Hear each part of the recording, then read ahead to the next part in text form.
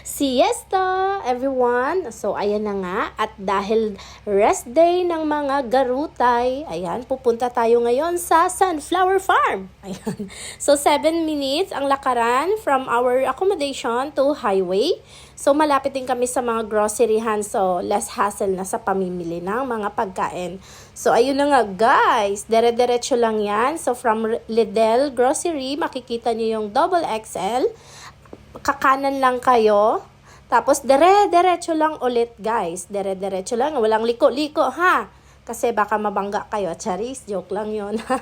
Ayan, guys. So, mapuno siya. Alam nyo ba, itong lugar na yan, guys, nasa panaginip ko yan nung mga panahon. At tapos ngayon, nakikita ko siya. Aray mo. Aray ba? Ang OA. So, ayan na nga, guys. Dahil summer dito. Pero malamig pa rin ang panahon.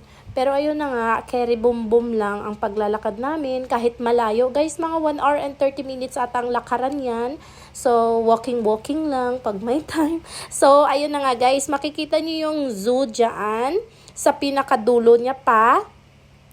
Medyo nahirapan pala kaming hanapin dyan yung sunflower before kasi nga parang paubos na kasi siya gawa ng parang pa-winter na rin kasi dito. Siguro, we're not sure. I'm not sure. You're not sure.